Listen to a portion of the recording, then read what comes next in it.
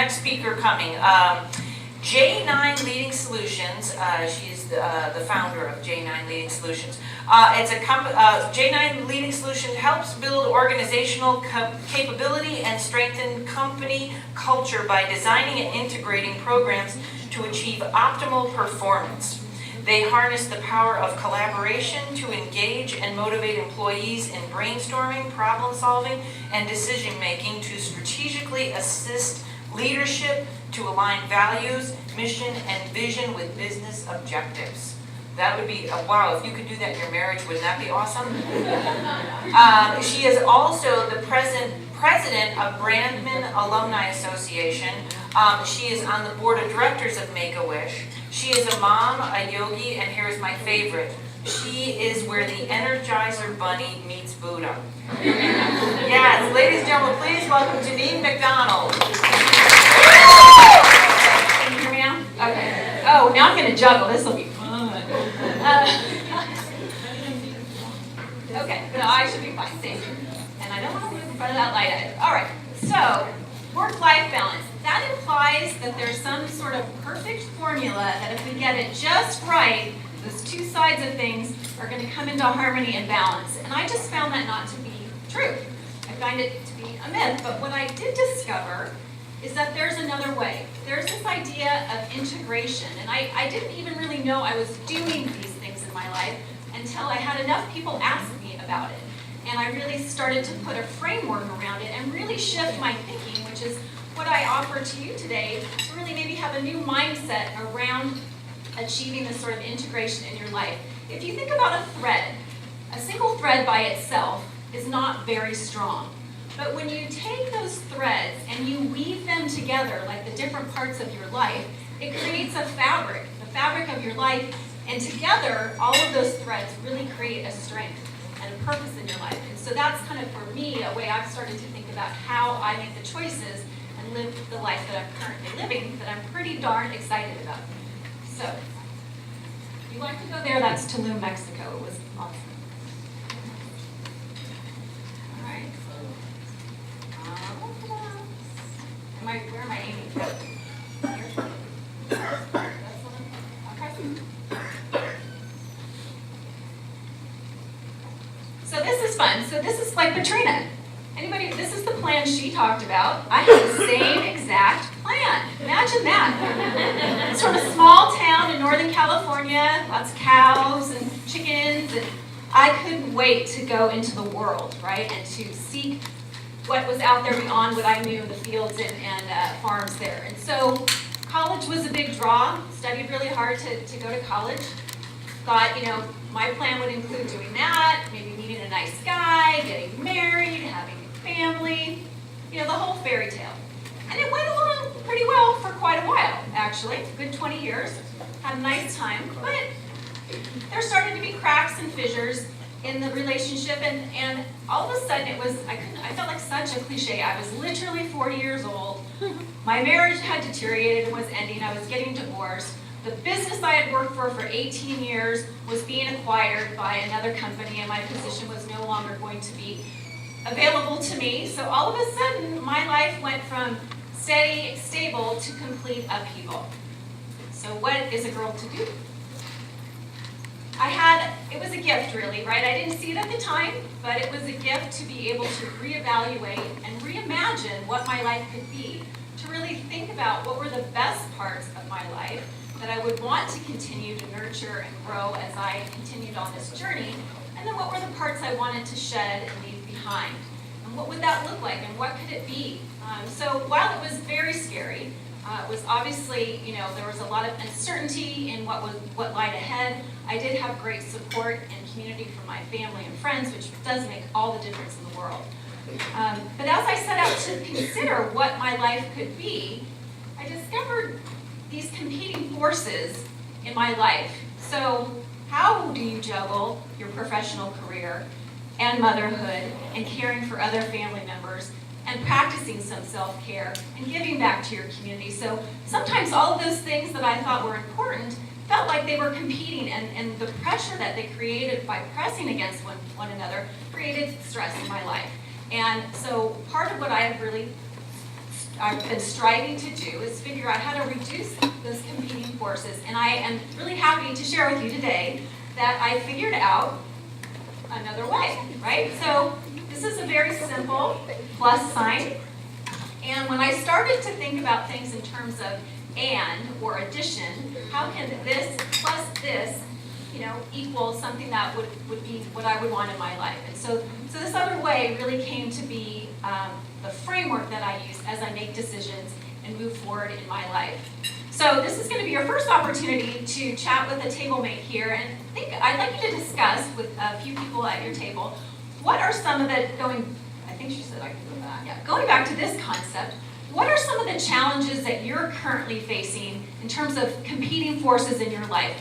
What things do you feel are bumping up against each other? Because I want you to bring that to mind so that as we continue through and I give you some tips on how to practice integration, you can really think about it in terms of maybe a real issue that you're facing. So I'm going to give you a few minutes, and the hardest part will be for me to bring you all back. But I want you to meet your neighbors and talk about maybe a current challenge you're facing where you have these competing forces in your life.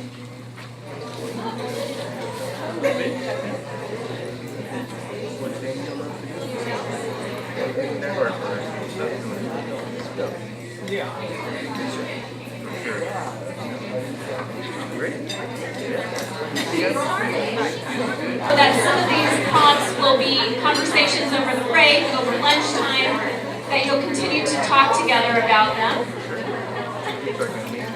So what I discovered as I dove inward and spent time reflecting was that really I had been living and seeing examples of this idea of integration my whole life. I just really hadn't labeled it accordingly, and now I had a framework to do that. So I do want to step back and give you a few examples of how it was present in my life prior to kind of, my current adulthood stage.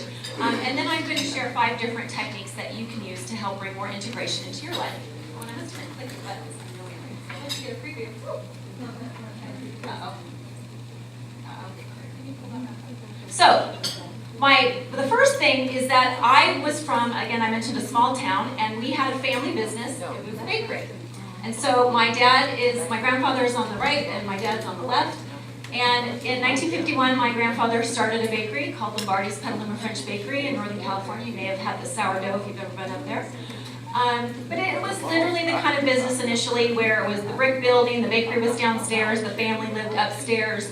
As my dad and my mom married at 18, and my dad, was working in the bakery, and my mom did the books. And when my sister and I were old enough to see over the counter, we sold the cookies and the pastries. So it was definitely a family business, and really an example of integrating the family and the work together. And as a kid, man, I thought it was the coolest thing ever. I mean, it was really this great environment to grow up in. And I remember one story where, those of you that remember the Brady Bunch show, Friday nights, it was a big highlight to watch the Brady Bunch. And my sister and I would take these little red stickers that said late bake, and we would stick them on the bags that the bread would go into. That was the last run of bread that they would deliver hot to the grocery store. And that was the rockin' Friday night. We would put stickers, we would be paid $1 for 1,000 bags that we would stick. So again, this idea of integration, and I never felt like my dad was 2 different people, like work dad and dad on the weekends or what have you. So that's where it started, really, this integration, and really, and I'll talk a little bit more about my mom later, but certainly her ability as a mother to, play tennis on the tennis team and do some fun things for herself, as well as coach my softball team, and, do those books for the business, was really a great role model for me in terms of how you can create this integration in your life. And so then I did move on to college like I planned. I went to UCSB, University of California, Santa Barbara, and there I learned some great things about integration, like how to study on the beach in the beach chair. And I have to say, that's the way to go. I was a very, now mind you, a lot of kids didn't make it back the second semester, right? They just spent their time on the beach and didn't bring their books. So I managed to complete 2 degrees in 4 years, while getting a very nice suntan that now I regret because I have all the freckles to show for it. But this idea of how you can things didn't have to be so separate. I could be hanging out, having fun, doing my studying. And then also, I figured out a way to marry a passion of mine, which was writing. I joined the school newspaper. There was a daily newspaper there at Santa Barbara. And so not only did I learn how to figure out how to marry an interest of mine, a passion of mine, but that was where I built my community. So some people in college, they join a sorority, or there's different ways to get and build your community there within the college. And I found my group of people there at that college newspaper. So again, looking back on my life, I really was integrating things that had interest for me together, and using that addition sign as opposed to feeling like I had to compartmentalize and keep things separate. So my early career, I spent in residential development and management, which is all the homes there. And again, I joined an organization that had a culture that really nurtured and supported my spirit. And therefore, I stayed 18 years, which is a long time. And it was really my first professional job. And one of the first things that I noticed and loved, and where I met Stephanie from Make-A-Wish, she was with United Way at the time. This was over 25 years ago at this point, yikes. Was the company was very involved in giving back to the community in the form of a United Way campaign in our organization. And we had all kinds of opportunities where the employees could take time off and volunteer, deliver turkeys at Thanksgiving, read to kids at school. All those sorts of things were nurtured and supported and integrated into the workplace. And I just really loved the opportunity to do all of that. And then about 6 years into my career, I really was anxious to go and get an advanced degree. And they didn't have a tuition reimbursement program where I worked, so I presented one, and I was the first recipient of it, which was awesome. Right? You gotta ask for it. You gotta know what you want and ask for it. But that was also a lesson in integration, because I would go to class on a Wednesday night, and I would come into work on Thursday morning, and I would apply what I was doing, because my degree was in organizational leadership, right? It was all about people and working with teams and leading people through change. And every paper I had to write, I wrote an actual case study on something that was going on in the business. So while it was the busiest 3 years probably of my entire life, I would say they rank as almost the top 3 years of my life in terms of just being fully engaged in my work and my life and applying and integrating those things. And then I find myself now in the present day in terms of my career. So I left that organization after the acquisition and sale in 2008, and I took a very huge leap, right? Going from, for 18 years, I had a paycheck every 2 weeks, I had paid holidays, paid sick time, full benefits, 401k, and now it's just me, right?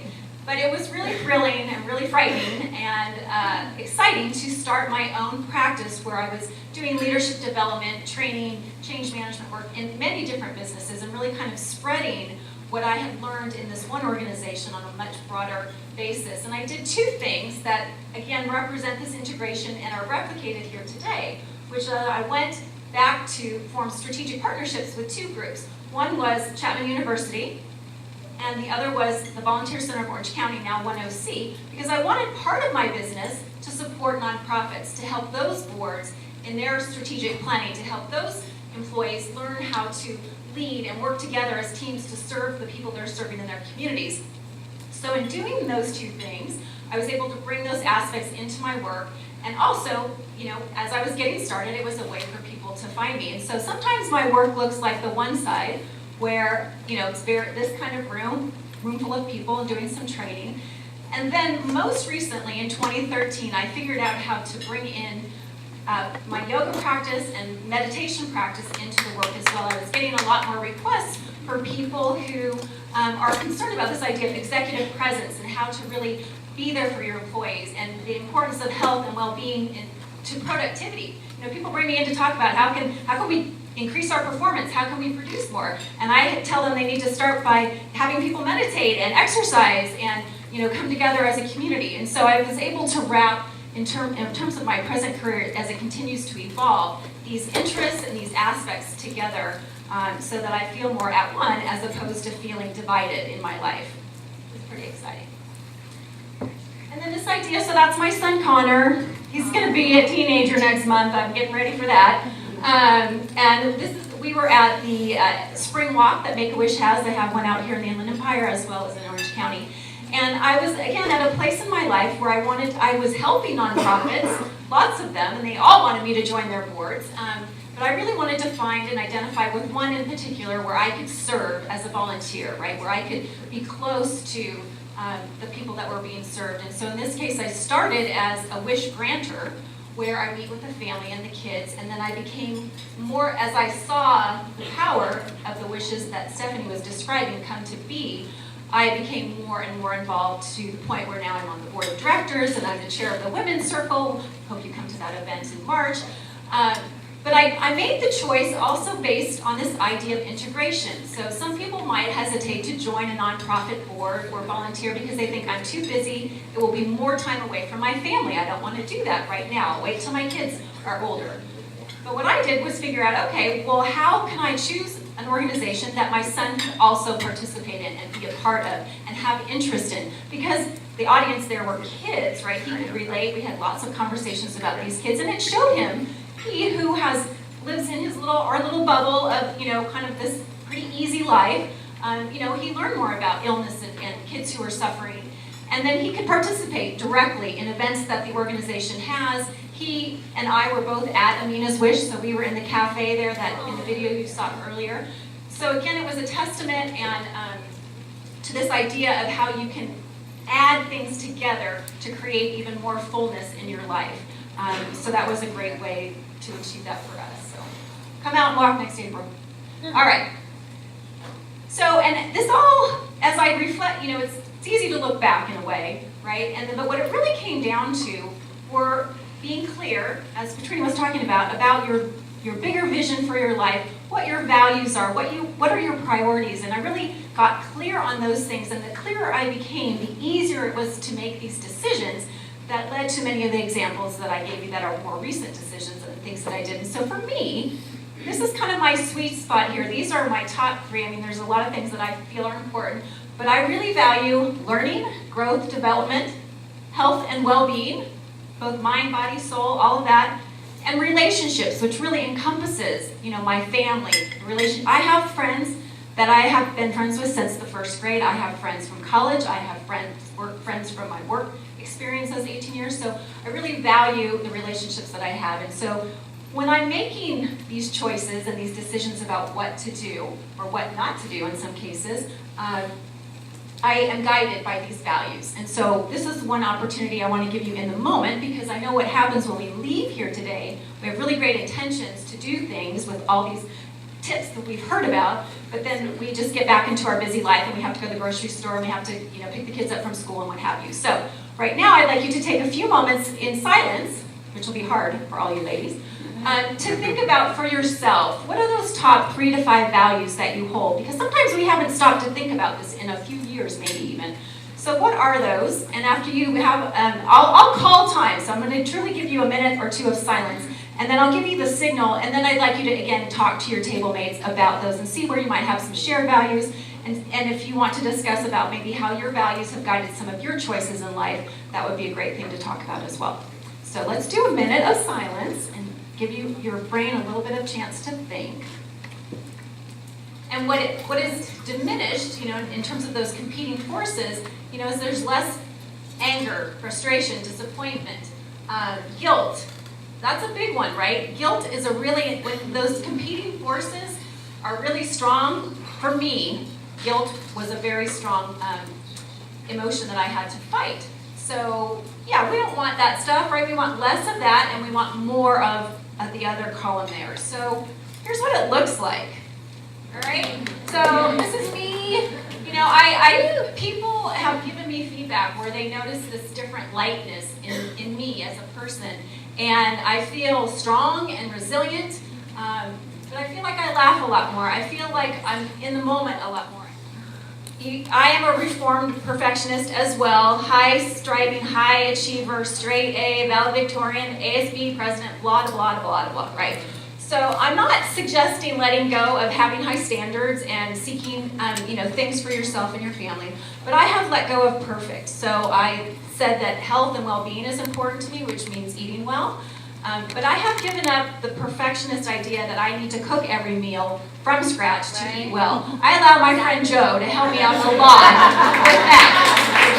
Because I would rather spend an hour on the yoga mat than in front of the stove. But there was a time when I felt like I had to do that as well. So letting go of perfect and whatever that might be for you, again, has added to that lightness that I feel. But yet I haven't reduced my standards that I hold myself to either. But there are just things that I've redefined, right? I've redefined success and what that looks like and what's important in my life. So let go of perfect if you can. Because I always say too, perfection is the enemy of done, right? So those of you who have these goals and have these things that you're trying to achieve, just take the step and go for it. You may not think you're 100%, it's not perfect, it's not ready, but if you wait for that moment to come, it may never happen. So let go of that. Again, I'm back in Tulum. I had a great time there. And this idea of being awake and enjoying the now and the moment, noticing the hummingbird out in the rose garden, stopping to literally smell the roses here in this beautiful vineyard. But it's about paying attention. If we spend a lot of our life kind of here, and what happens if you look up and look out and look around and talk to people and engage with people? What is happening that's right in front of you that might create these opportunities to integrate and bring things together in your life? It's my time to rise. It's my time to shine.